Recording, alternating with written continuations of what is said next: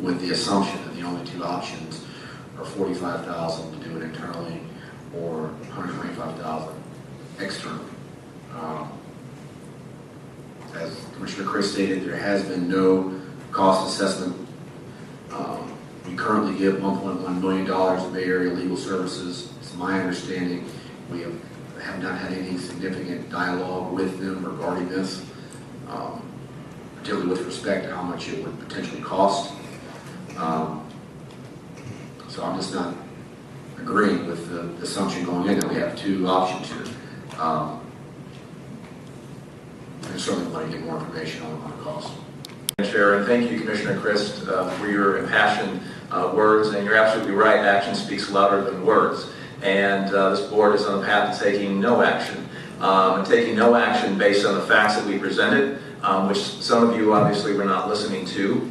It just kind of boggles me when you've got facts that are presented in front of you, when you have something that is put out as a cost and costs X amount of dollars, produces 15 times the amount of results, it's less bureaucratic and less burdensome in the courts. It gets the results for what you're saying. What you want to get is the results for the people. You're saying you're here for the people, but you're being resistant to even looking at a model that represents the people. I told you right here that I'm looking and I'm more than open to exploring adding more classes, not taking less away.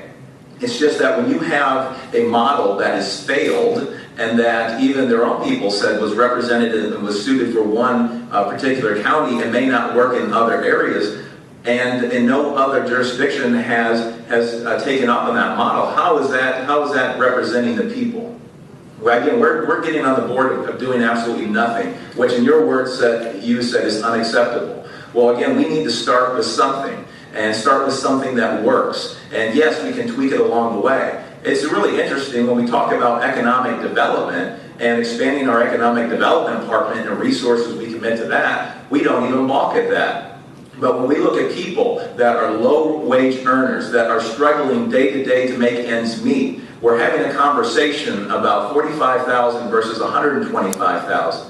And maybe people sitting up here are blinded by their own wealth or blinded by the special interest that they can't see the hurting people that are out there and can't relate to what they're going through.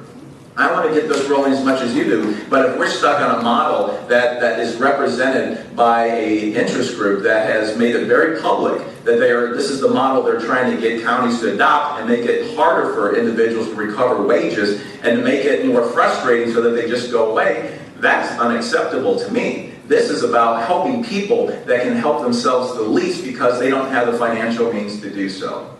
And so, I appreciate your passion that you put in me on this, but I really hope that you're going to put action behind your words and work on a model with me that is based on something that's effective, that's proven, and that can be expanded to include other classes. Okay. Can I make my comments? Sure. Before you make a motion? You're the chair? Thank you. I have listened to this discussion. I brought it up at the last board meeting. I asked for staff to bring a report back here on Palm Beach model. They did that, plus we got extra from the woman that came here and presented, which I think was useful information. I do believe Hillsborough County needs to be a leader in all situations. We would be a follower if we just adopt the Palm Beach model.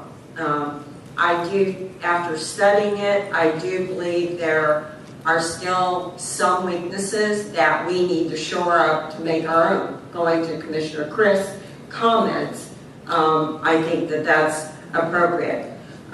In thinking over this, I was thinking, how can we get out of this today with something? Because Commissioner Beckner, you put a lot of work into this. And I do. I applaud you for bringing this item forward. There isn't one commissioner sitting here that doesn't want to do something, okay?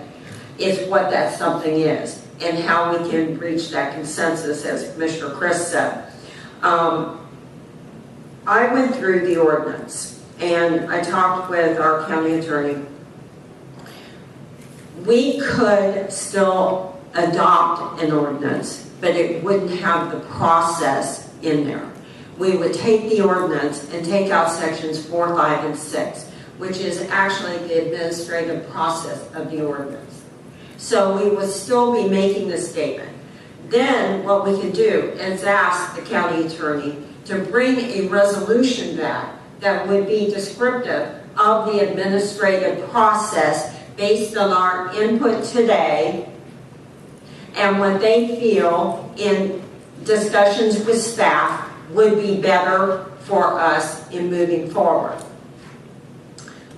Personally, today, I would like to move forward with B1 to schedule the public hearing, but the ordinance, I guess I'll have to ask the county attorney, if we changed it, would that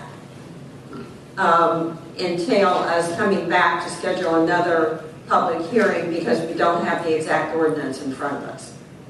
2 points. One is to do what I think you're talking about would be some more work than just taking out those sections. Those sections we talked about, you referenced, are where the bulk of the process is, but as I understood, the idea was to create an ordinance that filled the gaps, but allowed it to be managed and pursued by barrier legal services.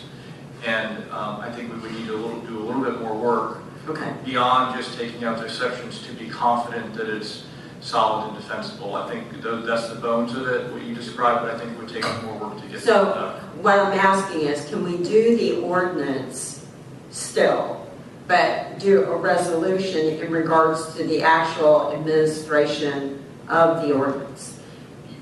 You can do that. You could, in theory, bifurcate them that way and do it. Absolutely. And I really think that's the process we need to move forward with. I know you're probably not going to like it, but I want to show these people we care. We're going to do something. Hey, I have been in your shoes. Contrary to what the emails I got that said I've never been in your shoes, yes, I was in my 20s. Believe me, I've been cheated out of wages. I know how it feels. It's terrible. We want to help you. And I think our message today is we want to help. But we're trying to come up with a way, the best way for our Hillsborough County government, for the citizens, for this board, so we can all come out here and say we won on this issue of wage theft. So I will recognize Commissioner Chris for his comments and